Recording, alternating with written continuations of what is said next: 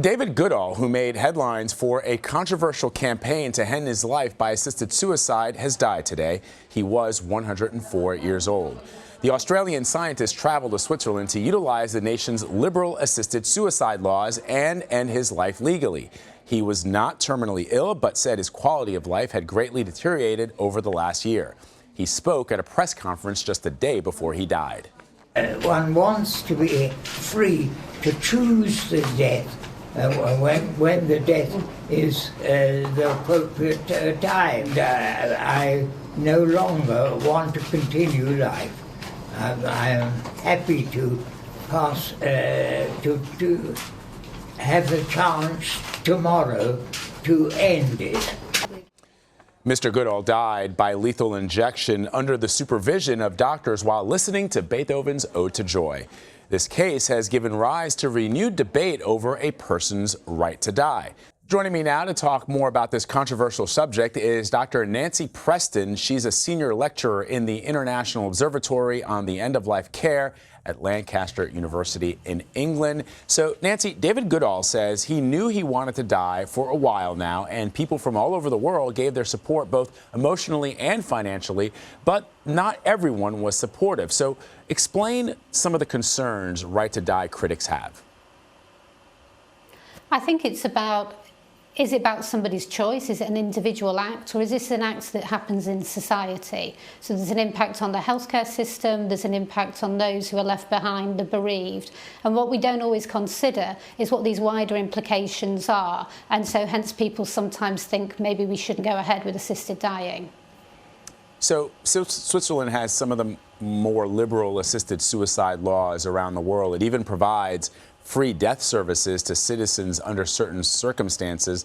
Explain why it's more widely accepted there.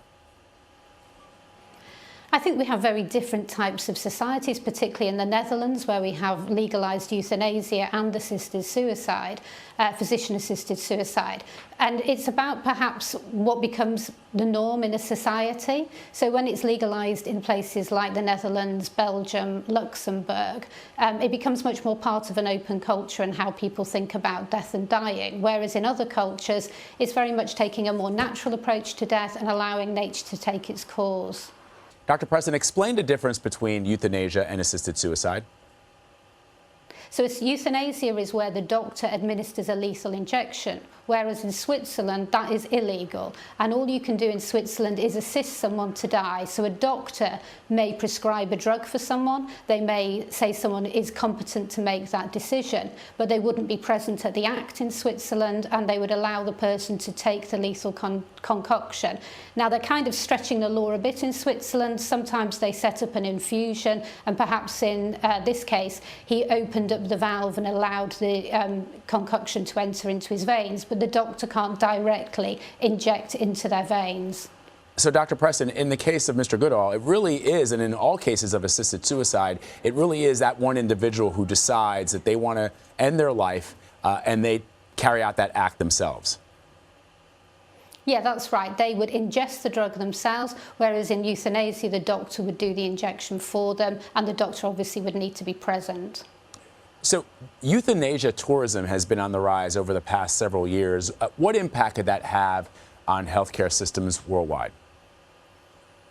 I think the biggest issue is for the Swiss population. They don't want to be known for euthanasia tourism. It's not something a country wants to be known about. There are jokes about Zurich and places like that. Most countries won't allow it unless you've been a citizen for at least a few days or weeks. Switzerland is unusual in that it will allow it. So, final question, I guess, Dr. Preston, is this an issue of morality or is this an issue of legality? Or neither? I think it's probably both. Well, maybe both, but I think it's also thinking about what healthcare system do we want. So in Switzerland, you would not get this happening in the hospitals. They will discharge you to right to die associations or the home, because most doctors find this really difficult and really hard to work with, even in countries where it's legal. So I think we need to think about what is the greater impact on a healthcare system if it is introduced, or is this a civil choice, a choice a person makes outside of healthcare? Dr. Nancy Preston, thank you very much. Very interesting. Thank you. Thank you, Doctor.